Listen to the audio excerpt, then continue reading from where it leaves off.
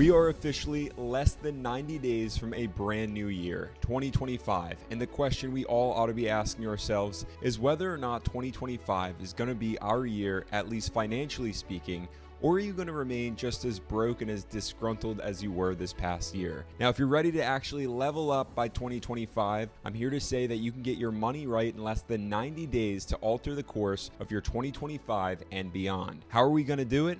Simple. In just 7 actionable steps that you have to take as soon as this video is over. So let's get to it with the first step, establishing your baseline, or rather calculating your net worth. Now, I don't care if you're 13 years old, 33, or 63, if you plan on being successful at anything in life, you need to first understand where exactly you are. This means you need to sit down in some peace and quiet for just 5 minutes and total up the value of all of your assets, or what you own with actual value from cash to a fully paid off home or car. Then from there, tally up your liabilities, what you owe to other parties. Perhaps that's credit card debts, student loans, or medical bills. Tally it all up and calculate the difference to discover your net worth. Now, my personal hope for each and every one of you is that that number is net positive, meaning you have more than you owe. But if it isn't, don't sweat it, because the next steps are key for your financially freeing future. Now we're gonna go ahead and move on after completing this step with your baseline to step number 2, saving $1,000 by any means possible.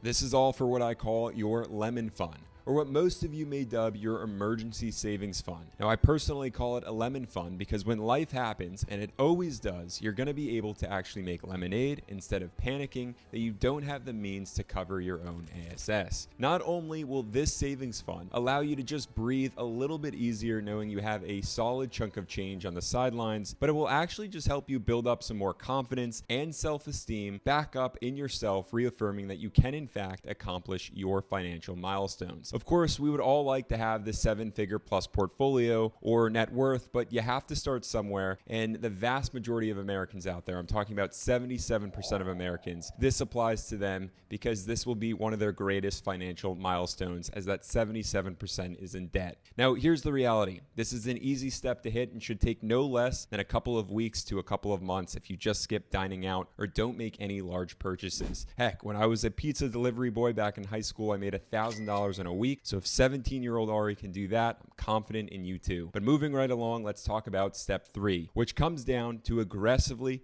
paying down debts. $16.15 trillion. That is how much debt American households owed by the second quarter of 2022. A staggering 41.79% increase from $11.39 trillion just 10 years prior. The consumers that have a whole lot of debt really are struggling to survive. They're struggling to meet rent or mortgage payments, repay college loans, to repay loans for a car.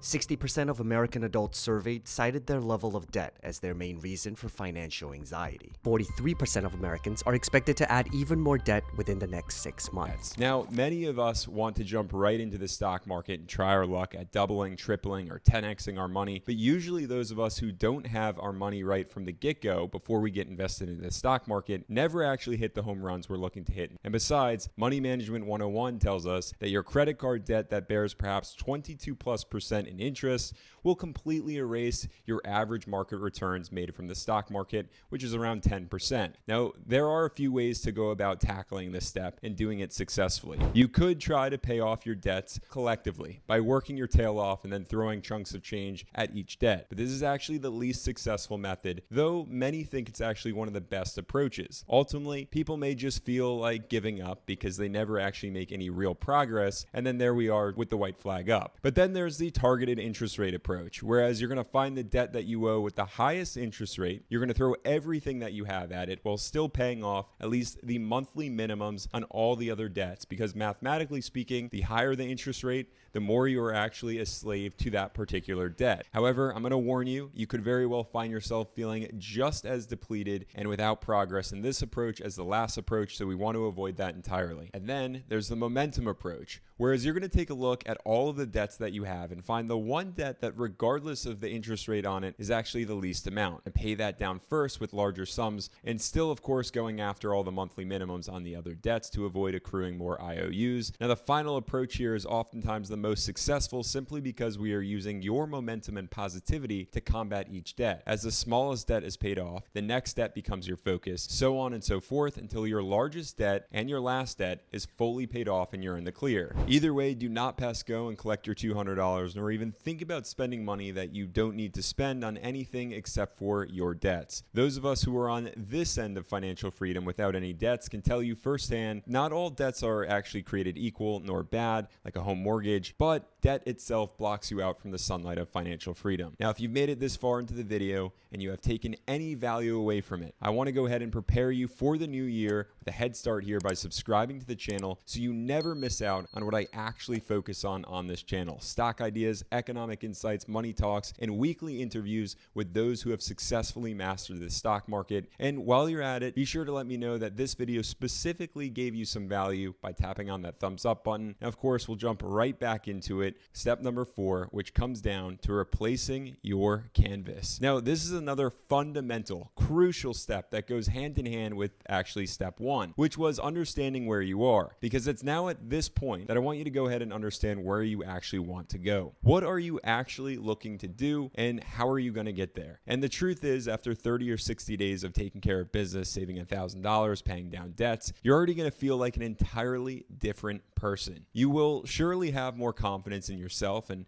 actually feel like an asset to society as opposed to a burden or a couch potato of some sort. Now, when it comes to your blank canvas, I want you to think boldly. Don't be afraid to dream big. Maybe you want to buy a new house. Perhaps you're actually settled with where you are and you're just looking to obtain financial freedom to buy back some of your time. Or maybe it's a dream vacation around the world that you want to enjoy. This step is all about what we are getting after once we take step 5, which I'm going to talk about in a minute. Now, while you're thinking about your goals, your final destination, if you will, at least financially speaking, or whatever you'd like to call it, I want you to also come up with micro goals along the way. And this is where you're going to come up with a bit more of a realistic vision for yourself. So if you're gunning for your first $100,000, which may sound lofty, well, just aim for your first $10,000 and break that down into saving $500 or $1,000 a month. However, this step, if done correctly, will ultimately be the fuel to your fire to keep you going on this financial freedom journey. As my grandfather always used to say, don't be a leaf, someone who's just blowing aimlessly in the wind, because that is the fastest route to mediocrity. On to step 5, upping the emergency savings. Now, I'm going to make this one short, sweet, and to the point for you. Just as I shared before, life will in fact come for you, whether that's a loss of a job, sudden accident, toothache, a tree falling on your car. I've heard it all, and it happens. And if you continue on this journey with the same measly $1,000 that you saved earlier on, you do not really have a fighting chance to withstand some of life's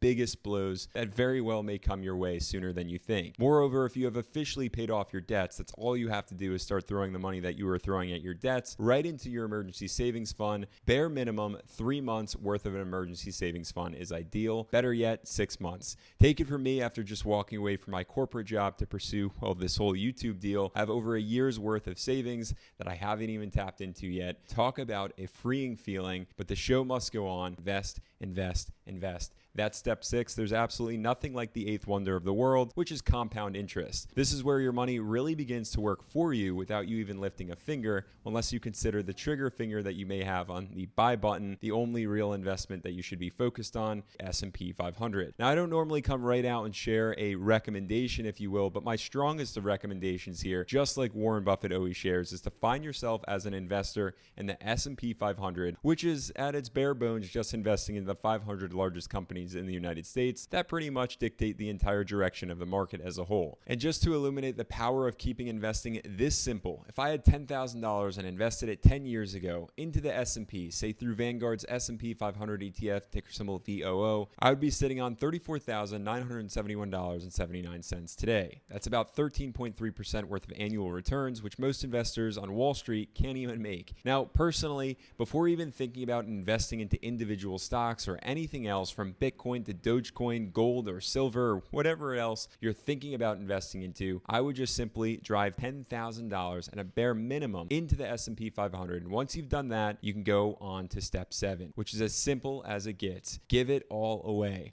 No, not your newfound fortunes, but your experiences, your insights, and all of your knowledge from your journey thus far. Because as Hillel, one of my go-to scholars, once famously said, to save just one life is to save the world, which is exactly why I started this very YouTube channel. You just never know the ripple effect and positive motion that you can create for those around you, but I can tell you firsthand, I am wealthy not because of the amount in my bank account, nor my brokerage account, or my net worth number, but actually because of all of you and all of those whom I've actually been able to help on their financial freedom journey. Now, if you really want to avoid some serious investing mistakes, investors, join me right here for your next video. But before you click away, be sure to drop your thoughts on these 7 steps if you're committed to taking them before the new year and where exactly you're at on your financial freedom journey. Comment down below. Be subscribed to the channel. I'll catch you in the next one.